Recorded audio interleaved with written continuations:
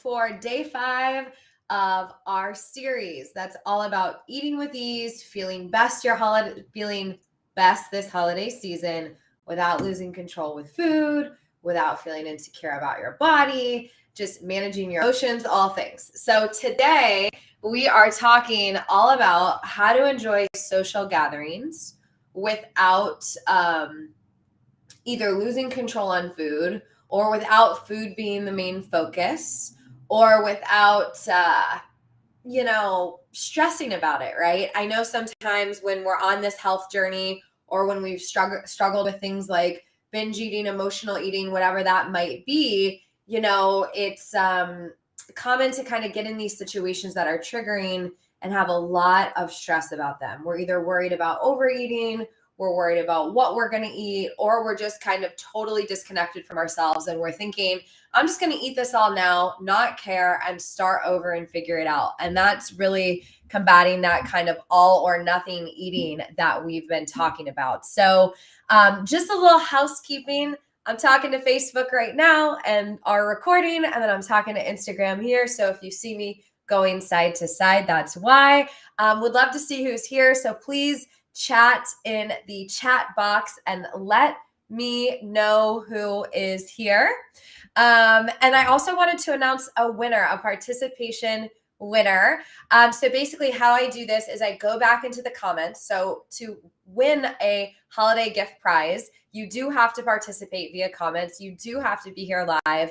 And I literally close my eyes and point my finger on the comments. I scroll through them. Then when I open my eyes, wherever my finger is, that's the winner. So this is very unbiased. It's literally your chances increase by commenting and participating more. So make sure you participate. And our recent winner is actually one of our grads. It is Krista. So congratulations, Krista. You've actually been following and participating on Instagram. So congratulations if you're here.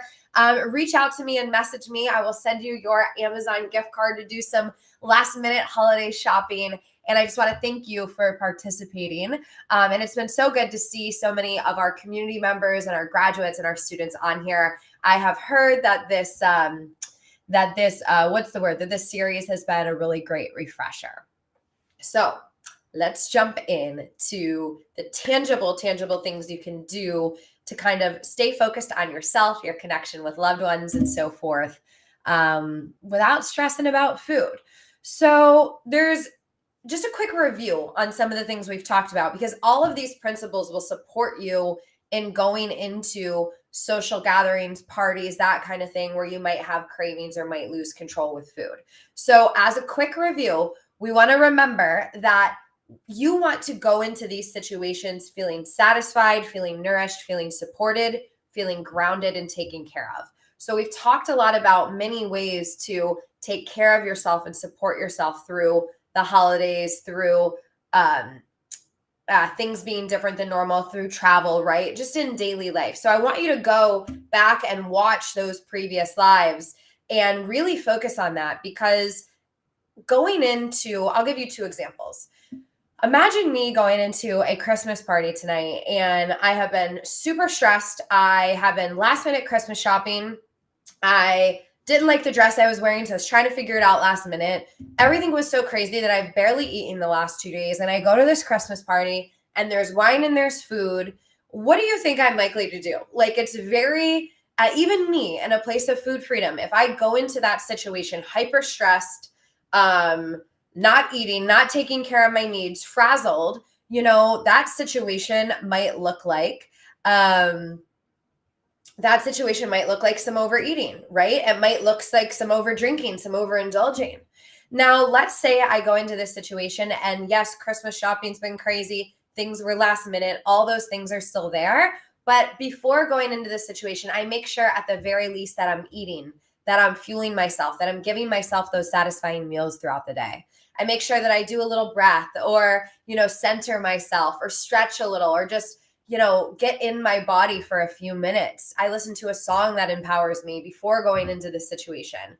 What do you think? Like, what version of me do you think is going to have a more enjoyable time, is going to be able to focus on others and connecting instead of just being like ravenous and I got to get the food, right? So step 1 is a review of what we've been talking about. But step 1 is taking care of your physical needs throughout the day pre-social gathering. And if your social gathering starts at 11 in the morning, don't skip breakfast just so you can eat at it. Take care of your needs in the morning.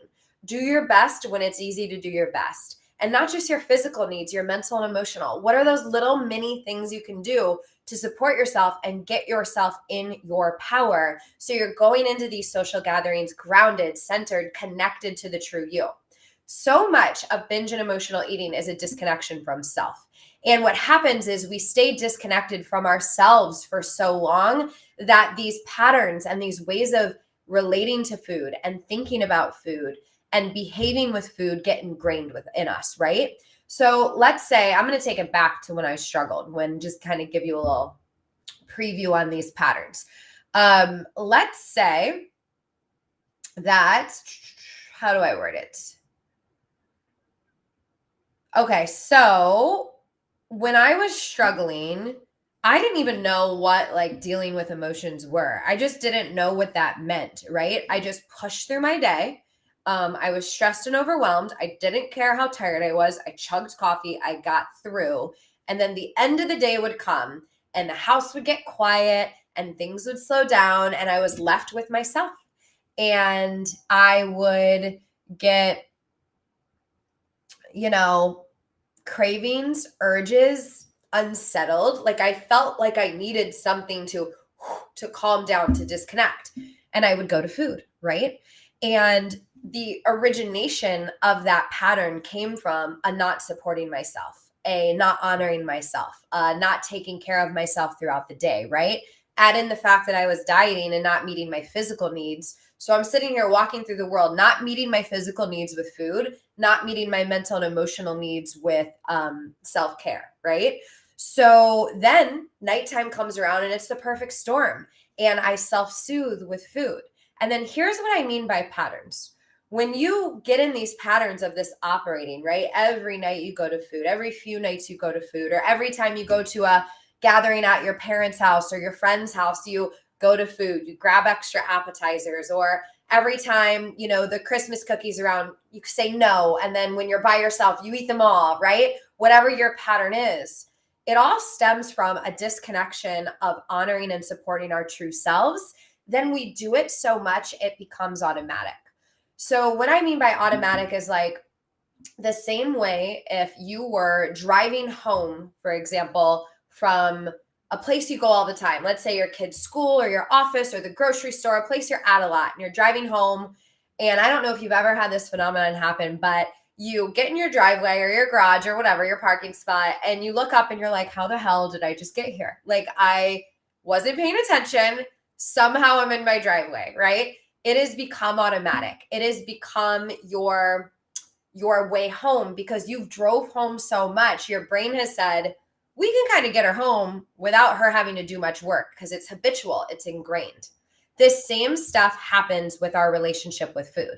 It happens with the way we think about life.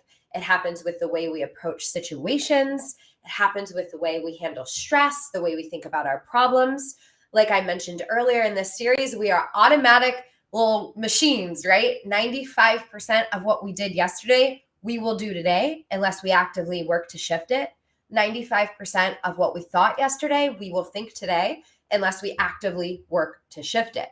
We are running on repeat. And this is how people wake up 5, 10, 20 years later. And they're like, oh my God, I said I wanted to do that thing. I never did it. I thought I was going to make the change. I never did it. I'm still eating the same way I did 10 years ago, but I feel like I've been thinking about it all the time and nothing's changed, right? I'm still in the same struggle. Hey, everyone who's joining, good to see you all on here. And so we want to consciously break these patterns and change these patterns, but we don't want to have to rely on willpower and strict control tactics to do it because that is just a Band-Aid. You sticking to a plan perfectly, but not working through that disconnection with self, not working through that fear of eating, not working through your beliefs around food, not working through your ability to regulate and support yourself emotionally, to take care of yourself, not working through the tangible of like just how to schedule the shit in your life and fit eating and taking care of yourself in, right? You just trying to stick to something rigid without doing those things that are rewiring the way you relate to this stuff from the inside out, you will be trying to rely on willpower, force, and control for the rest of your life. And it will always be work. It will always be work. It will never be ease. So it is so important, if you struggle with food, to work to change these things from the inside out. And for anyone who's not a graduate, we got a ton of stuff graduates, we have a ton of stuff to support you too. But anyone who's not a graduate, foodfreedomcollection.com. I'm probably going to take it down soon after the holidays. So now is your chance to get it. That is our bundled up resources with our step-by-step systems to literally rewire the way you relate to food from the inside out, with a ton of support, coaching calls, just everything you could imagine, tangible tools to support you. And speaking of the brain stuff, I want to actually give you, my cat's trying to get in my office through the window, just meowing. Hi, kitty.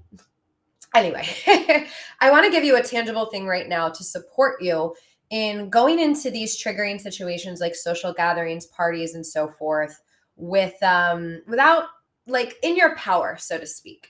And like I mentioned just a little bit ago, with us being kind of these repetitive little machines. Oh, Kitty's at the other door. Hi, Kitty. Now she's scratching. Should we bring her in? I don't know. We'll see.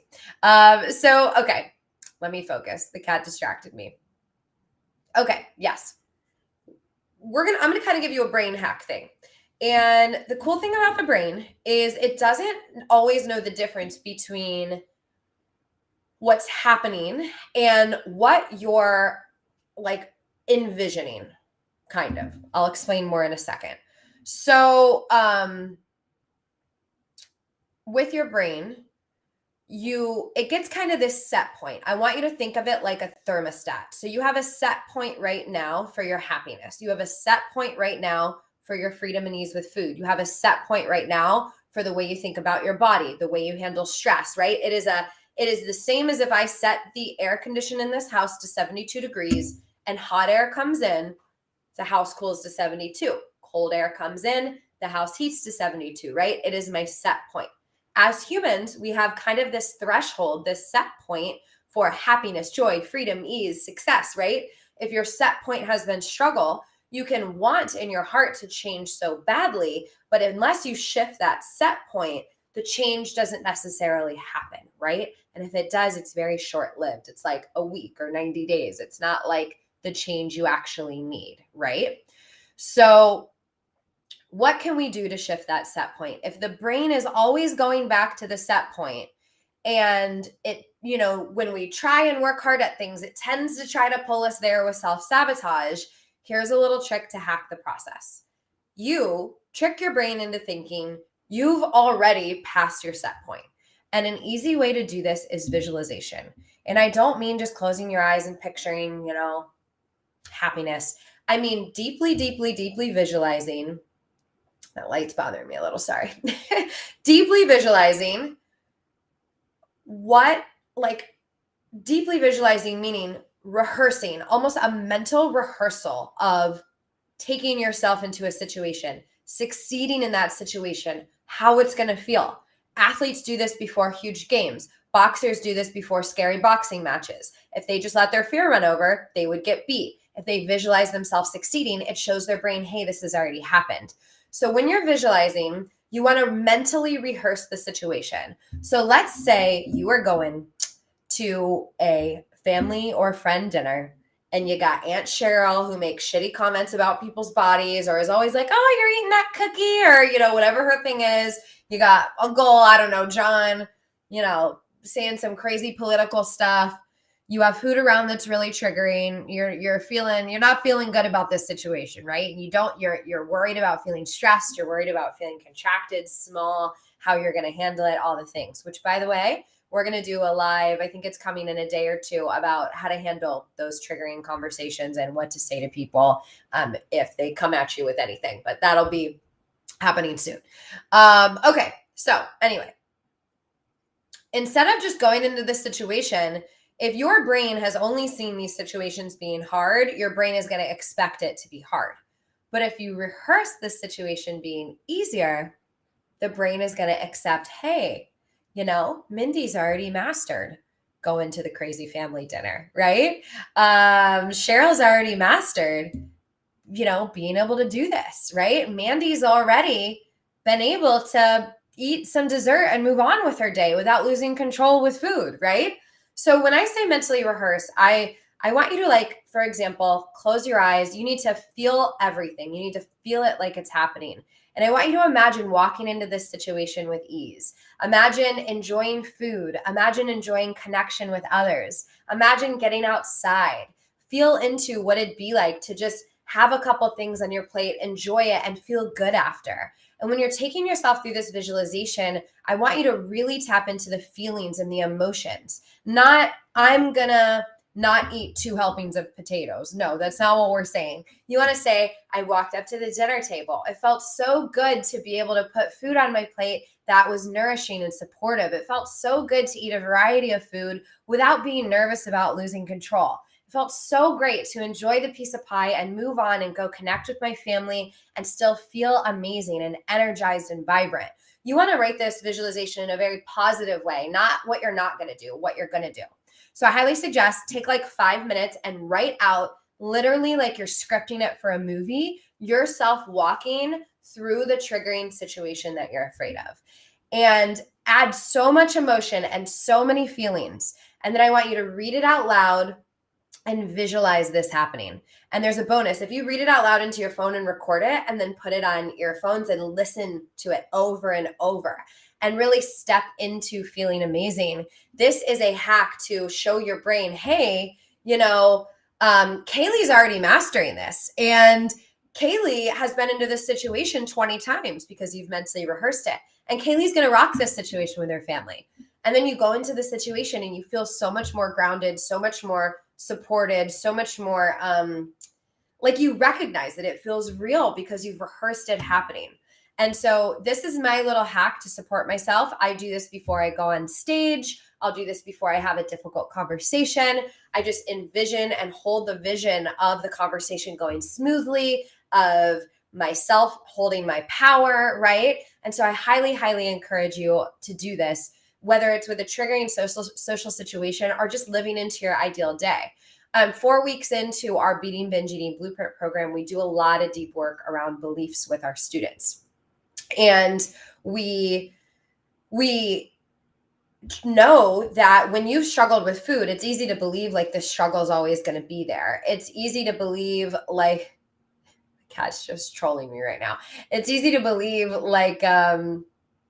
you'll never get better. It's easy to believe the only way to lose weight is to diet, right? It's easy to believe you're not going to have what you want in life until you're thin. Not saying I believe that, but these are these beliefs that are built inside of us. So just saying change your beliefs doesn't work. But if you start tricking your brain into thinking that and believing and feeling these experiences ahead of time, it can make a life-changing difference. So one of our exercises that we do in week 4 of BBEB, which is our signature Beating Binge Eating Blueprint program, is we have our clients write out a visualization of their perfect day. And then their assignment is to write it out, record it into their phone, and listen to it back. And when you're listening to it, you're leaving space when you record it, right? For those moments of dropping in and really imagining and feeling into it. And this is a really, really cool and easy way to just kind of hack the way the brain works and increase that set point. So your set point and your threshold for happiness stick. So I'm curious, who has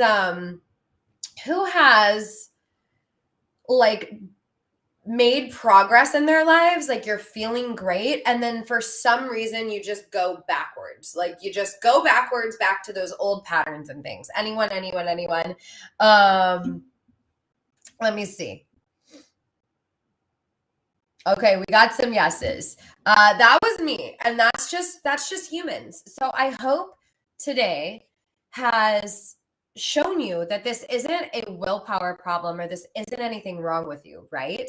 We are literally wired to do the same thing, right? Our brain is always trying to preserve energy. Our brain is trying to keep things simple. Our brain is not trying to get us to, once we're older, our brain's not sitting here working hard to get us to change our behavior. Our brain has an easier job if we're just staying the same.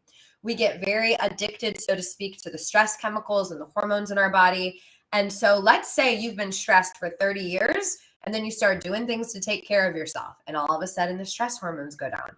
Your brain's going to go, hey, Tony, Raquel, no, like, oh, we need our stress chemicals. You aren't giving us our stress chemicals. Let's make you have some cravings. Let's make you not meditate today. Let's make you talk yourself out of that walk, right? So you have to expect this noise. You have to expect the noise when you go into a triggering situation because it has been there. You have to expect the self-sabotaging voice because it's going to pop up when you're changing your behavior. And this isn't about willpowering your way through it. This is about meeting that part of yourself. Thank you, brain. Thank you. Thank you for keeping me safe. Thank you for working so hard to support me. And I got this. I got this situation with my family. I got this situation with my friends. I got this choice with my food, right? I'm an adult. I can handle this. Thank you for helping me all these years. I'm good. And moving yourself through that. Another thing that really supports me in social gatherings where food tends to have its pull or whatever, or I get a lot of social anxiety sometimes, especially if I'm around new people or like people I'm not as close with, but I'm like, you know, for example, now I'm close with everyone at my boyfriend's company, but you know, when I would first walk into these situations, it'd be 15 to 30 new people and they all like, you just don't know what they think of you. There's just all the human things that happen, right? So one thing that also just helps me is remembering that everyone feels very similarly to you, how you do. We all have our insecurities. We all have our discomforts. We all have our emotions. We all have our things we're triggered around, right? Who is it? Elizabeth Gilbert in the book Big Magic, which is one of my favorite books. Highly suggest anyone read it, especially if you have a little bit of a creative side. And anyone read it. She talks about like, no one really cares about you that much. And it's not meant to be mean, but it's like, let's say you gain 10 pounds and you're terrified to see other people. Some people might notice it, but also they might have their own shit that they're worried about people noticing, right? They either have their body stuff or they're not doing well in their job or they got something going on, right? Like our human experience is full of ups and downs. And as worried as you are about people's perception of you, everyone's equally worried about people's perceptions of them, right? We're all kind of these weird little creatures walking around. And so that helps me when I go into situations where I feel socially anxious. I take the focus off of me and what I look like and how I'm being, and I pour into others, ask questions about others' lives, be genuinely curious about what's going on. People love talking. They love sharing about themselves, obviously in a safe, comfortable space, right? They love feeling like someone's genuinely interested and wants to connect with their heart, right? And everyone, Mandy just said, everyone is hard on themselves. We're also hard on ourselves, right? You could probably, like, if someone asked you how you were doing, you could, if you really said how you were doing, they'd probably be like, oh shit, me too, you know? Me and my friends always joke about like how loaded of a question, how are you doing is. I have some friends where I'm like, good. And then I have other friends where I'm just like, oh my God, this is happening, you know, and we're just actually really real. And so bringing that realness to your conversations is such an encouragement for others to do the same. Another thing that really helps me in social situations is like staying open to different options, right? So, you know, and checking in with how I'm feeling throughout. You know, would it feel good to walk outside? If the kitchen's triggering, would it feel good to go sit with someone on the patio or in the living room? If so-and-so is bothering you with what they're saying, would it be good to, you know, talk with them for a second and say you're going to go to the bathroom, right? And take a few minutes to yourself and relax. Like you are the authority on you and you are allowed to do, honestly, whatever you want. And if someone genuinely cares about your well-being, they'll get it. And you can always let them know, hey, I'm going to just take a few minutes. Or, hey, I'm going to go to the bathroom if you don't want to let them know. Or, hey, I've been sitting all day. You want to go walk and stretch outside? Oh my God, someone might be like, thank God for getting me out of here. You know, they might feel the same way you do, right? So I just encourage you to, as you're in these social gatherings, check on what are you doing just because you think you should be doing it versus what are you doing that is the most self-honoring for you and also potentially supportive of others, right?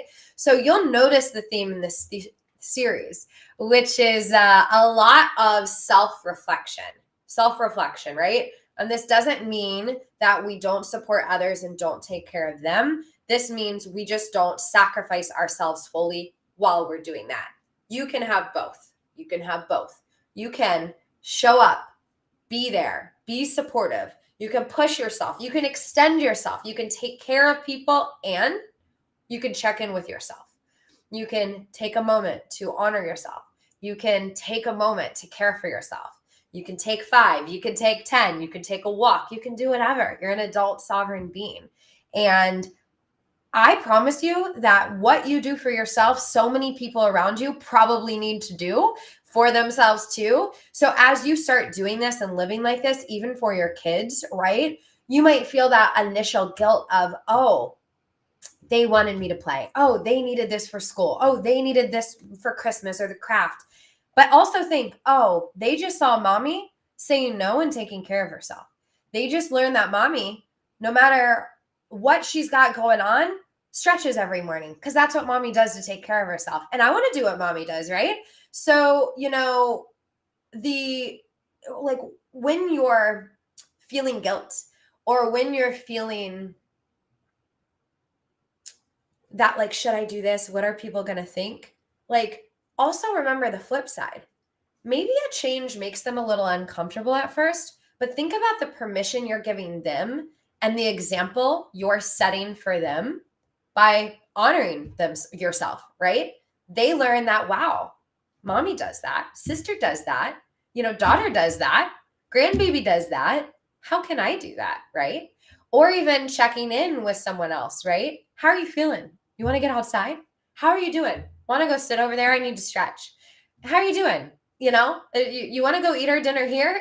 Just there's so many people just kind of do what they think they need to do to keep the peace around everyone, but it's not actually what they want to do. So you could start taking those small steps and not only support yourself, but support others around you.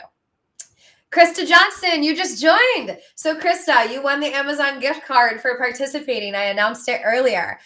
So message me your email. I think I have your email, but still message me your email on Instagram, and I will get, I'll get your little gift card sent out so you could do some last minute Christmas shopping. But thank you for being here, Krista. My finger landed on your name when I was randomly picking participants. So congratulations and thank you for being here. It's been awesome to see you back on these lives. And just message me your email and I'll get you that card today. She says, "Oh my God, yay, how exciting." I know, I love winning stuff too. Okay. Sarah says, amen. How do I talk to my daughter? This is from Mindy. How do I talk to my daughter who just turned 44 about how I feel? So, Mindy, in our food freedom collection, there is an entire mini course on how to have conversations with people you love and ask for support or set a loving boundary around your relationship with food, around, let's say, like body talk, around, let's say, they're adding stress to your life, whatever that is, Mindy. There's an entire, it's 4 videos that I made. There's even a conversation script in there to support you with having that conversation. But when talking to others, and I'm not sure what your conversation is going to be with her about, but let's say you're either asking for support or you're asking for some type of change in your relationship, like a boundary. Let me get centered for a second and think about how I would handle that. So, one, when talking with someone about something that they've done, like let's say their way of talking to you is impacting your relationship with food, your stress, or whatever that is, you want to have empathy and compassion for their situation and their point of view, because it helps you to take it less personal. So for example, if someone is commenting on my body or what I'm eating, you can almost 100% guess that that person either has their own food struggle, has their own weight struggle, or has had one in the past. Like, who here who is in a perfectly peaceful place with their body or food is pointing out what other people are eating or like commenting on their weight? Like, no, like I would never in a million years do that. And anytime I even thought of that stuff, it's because I was still struggling and I was projecting my struggle onto them, right? So, Mindy, I'm not sure what your daughter's situation is, but she might be having a struggle in some way of her own that she's projecting outwards. And now this doesn't mean that you don't have boundaries, right? You can have empathy and compassion without having boundaries. But I think sometimes it helps just to understand that a lot of things aren't personal and a lot of things are what the other person's got going on that they're just kind of putting onto you. You're almost mirroring it back to them. So another thing I do in these situations is like, let's say I needed to talk to someone about food body type commenting around the house. And I'm not talking like, so we're going to do a Facebook Live on little one-liners you can give people to support you with this. But let's say I needed to have like a sit down combo. I would always start with getting my mind right? Like knowing my truth. My truth is what I need. And when I was struggling with food, needed an environment that was free of commentary on my food choices, free of criticism of what I was eating and doing, free of any energy or any focus on my food or the size of my body. That's what I needed. And that is my truth. And I don't care what anyone's opinion is. I don't care if people think that you need to be in conversation around it. I don't give a shit. That is what I needed, right? And no, I had to get so real about that truth, because when you bring your truth to someone who doesn't agree with your truth, they have their own truth. And if you're not rooted in it, it's very, very, very easy to change. And if you know that's what you need, that's what you need. So that was my truth at the time when I was struggling. And let's say I went to someone who was commenting on my body or my eating or telling me what I needed to do or blah, blah, blah. I would say, hey, I always call it the acknowledgement sandwich, like the compliment sandwich, right? Compliment, like, hey, I know your intentions are so good. I know you just want what's best for me. I know you just want to support me with your health. I appreciate you. I appreciate your care. And then you say your part of it, right? And don't say but. But negates that. So always use and. Don't use but. And I'm on a journey right now, and I feel like I'm in a really good place with the things I'm experimenting with my food and body, right? My mental health is improving. My well-being is improving. And since I know you care about me and, and I know you're just trying to help, but what would really help and support me is if we just kept the food and body conversations just out of just not a part of our daily life. I will literally talk to you about anything. I am happy to,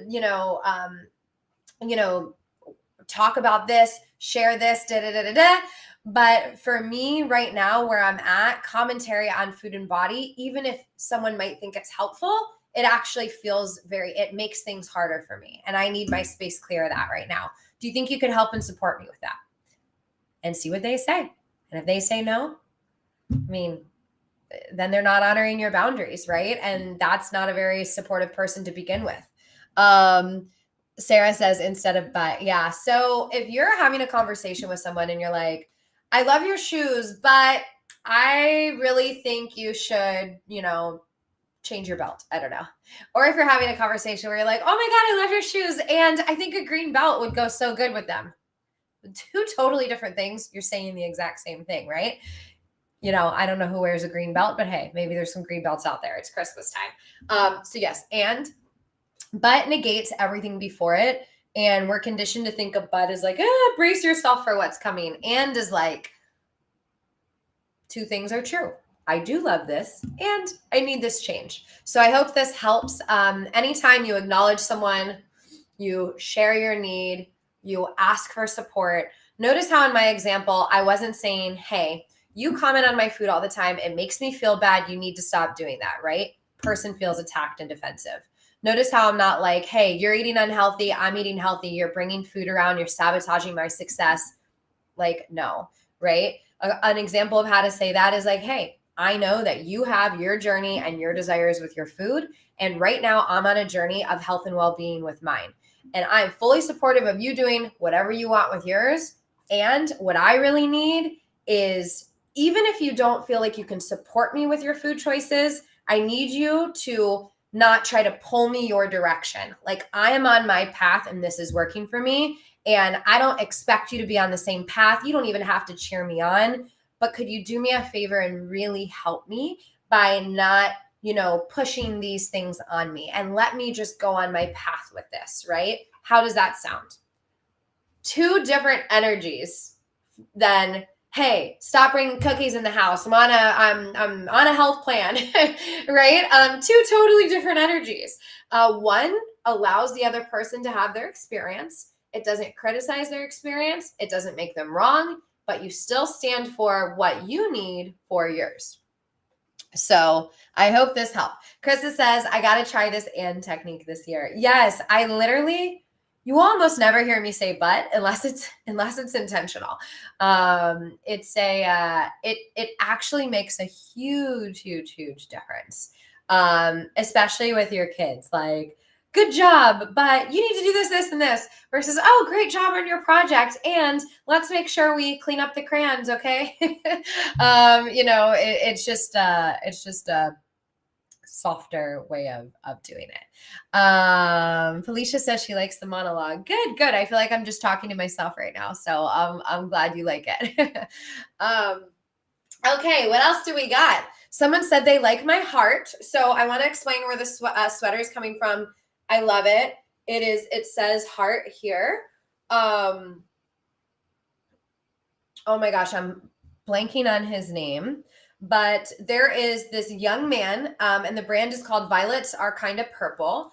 And this Instagram, or this man that owns kind of like a charity dream foundation, his name is Charlie, supported this store being created. The young man that was struggling with a really debilitating health condition, I believe it was muscular dystrophy, I could be wrong, lots of tremors and so forth, didn't have his house equipped to support him. His family was tight on money, really struggling, couldn't get the support he needed. His dream was to launch a clothing line.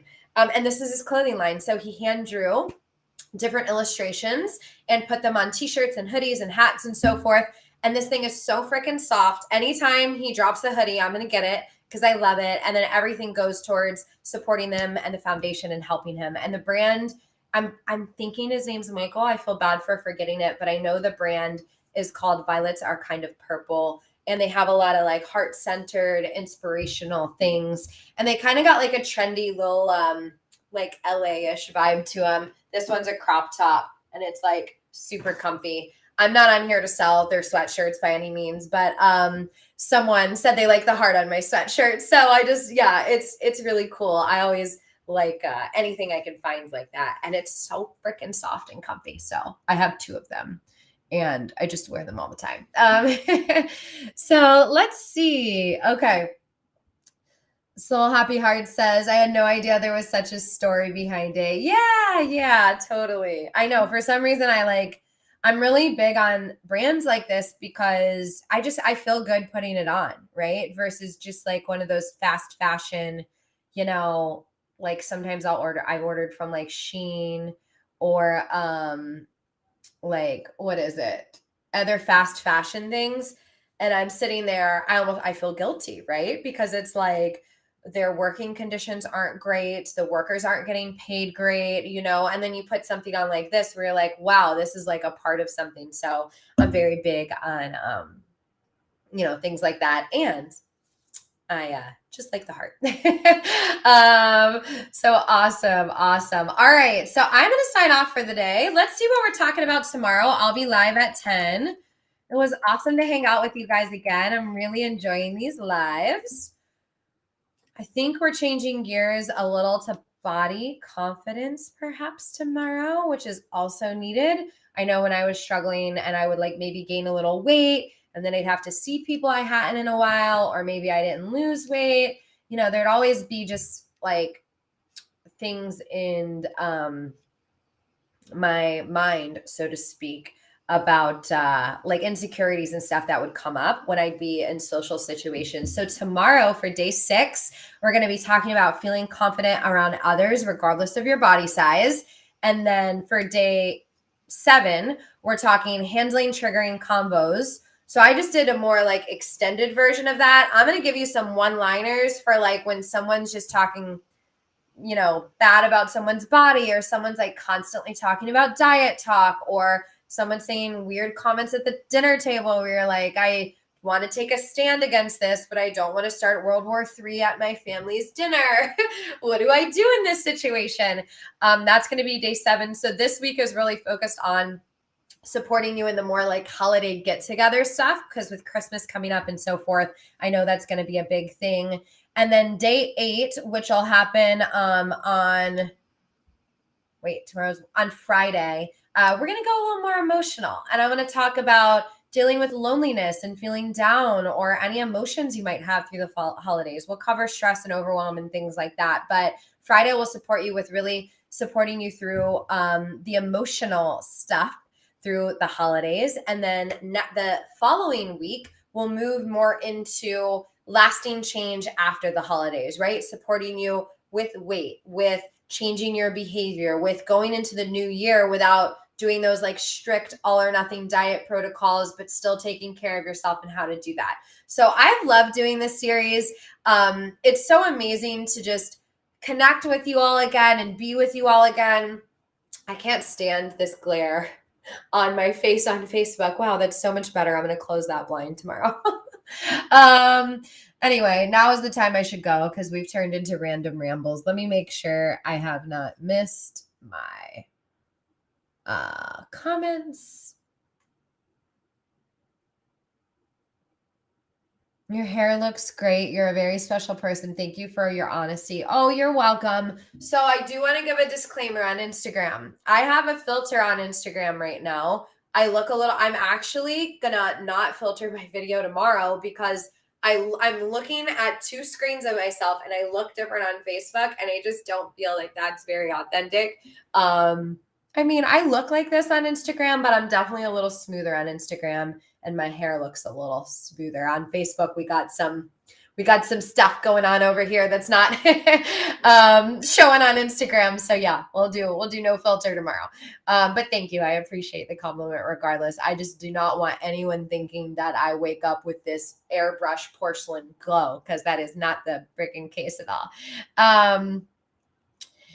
Do you think that all people who want to lose weight go through this, or just people that tend to binge eat? That's a really, really good question. For many, many people, I feel like binge eating starts because wanting to lose weight, and this isn't everyone, right? So we see a couple different type of like binge eaters. And tell me if this answers your question. I'm happy to answer it in another way if you mean something else. But 75% ish of our like clients or people that are attracted to our stuff at some point wanted weight loss. Whether they still want it or not, it depends, right? That's probably 50-50. But at some point they wanted weight loss, and it could have started innocently enough with like they had a baby and then they tried to get the baby weight off, or they dieted for a wedding, or it could have started as severely as like they were abused in the household in childhood and criticized for their weight and they went on strict diets. Like we have the whole spectrum, right? And at some point there was some type of desire for weight loss that caused them to change their behavior with food and the way they think about food in their body. And then they develop, the adverse reaction to that. Restriction usually swings the other way to binge eating, or at the very minimum, a very dysfunctional relationship with food. So I tend to see the two go very hand in hand, but I am not a coach that says you have to forget about weight loss altogether. Most of our clients either want to lose weight or don't want to gain it. I think, many women feel that way. And yes, can we challenge the societal conditioning and the norms and so forth that make us feel that way? Of course. And we do in our programs, right? And I also know that, you still deserve to feel comfortable in your body. And can we work to help you feel comfortable in your body regardless of your size? Yes, of course we can work to do that. I cut out. Oops. So I was just basically saying that I'm not a coach that says that you have to completely forget about weight loss to have freedom from binge eating, right? I think you can want both. That's okay. But if you focus on weight loss, freedom from binge eating, freedom from overeating, freedom from emotional eating will almost never come. The focus has to be healing the relationship with food, taking care of yourself, supporting yourself. And then from there, you create behaviors that nourish your body. You rid yourself of overeating, binge eating, emotional eating. You take care of yourself. A woman who walks through the world who is connected to herself, confident in her body, eating in a way that supports her, weight can start taking care of itself over time. Or at the very minimum, you have this base of food freedom, so you can go make an adjustment with your food and it doesn't throw things off. So like, for example, right now, I'm doing a detox, not for weight loss, to heal and get plastics and heavy metals and chemicals out of my body. My body does not detoxify like a normal body. I have a genetic kind of thing that prevents that from happening. So I am doing a detox. I want to have a baby in the next few years, and I want to get my body ready and like just, I want to be in the healthiest possible place to move into this next stage of my life. And what was I saying? Oh, with that, I'm making some changes to my food to support my body in detoxifying. And if I would have done that even just a few years ago, so I haven't binged in probably about 6 years, I would say. If I would have done these type of changes even a few years ago, that could have triggered survival mode. And now it doesn't, because I have a foundation of food freedom. And I get that if I feel a little in survival mode one day, I just need to make sure I'm taking care of my needs to move through it. There's this ease. So I hope this answered your question. Weight loss and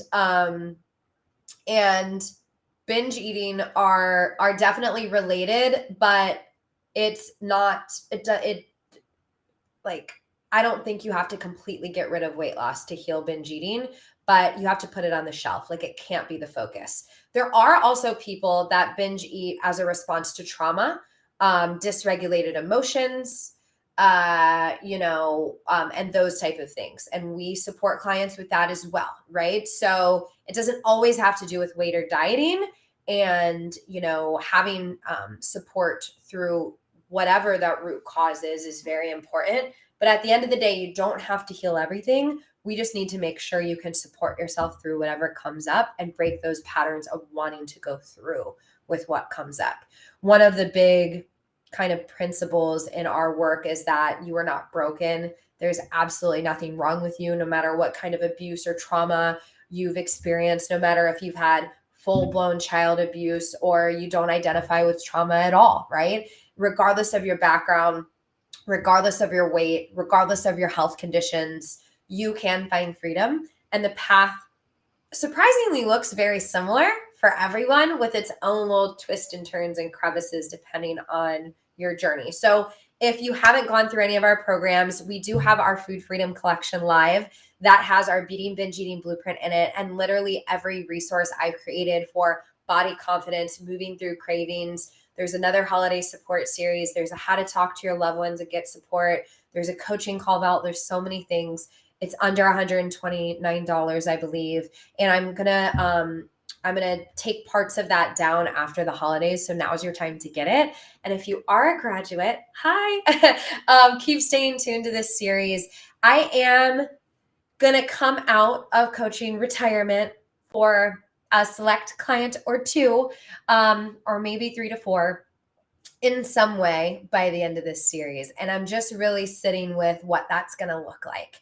And it'll probably be just with a few of our grads or a few students that really feel like they need some deeper support with the food and body stuff, but also beyond that. And so I am simmering on exactly what that's going to look like. And I am excited about it.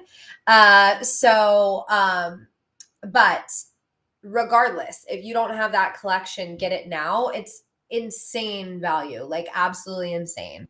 If you already bought it, you keep it all. Yep, it's yours. It's yours unless the internet blows up. Yeah, I mean, I would say still download everything that you can, save it in a folder just so like you tangibly have it. But yeah, that's even if I change the offer, if you have purchased it, it is yours, right? So I am sending you a lot of love. Love you too, Mindy. Sending love to everyone. I love how I'm like, I'm going to keep these lives short today, and then we're here for an hour. But awesome. All right. Have a beautiful day. See you at 10 a.m. tomorrow for body confidence. And we haven't been talking about body confidence, so I'm so excited. I take a different type of approach to supporting you and feeling good in your body. And I'm excited to talk about that tomorrow. So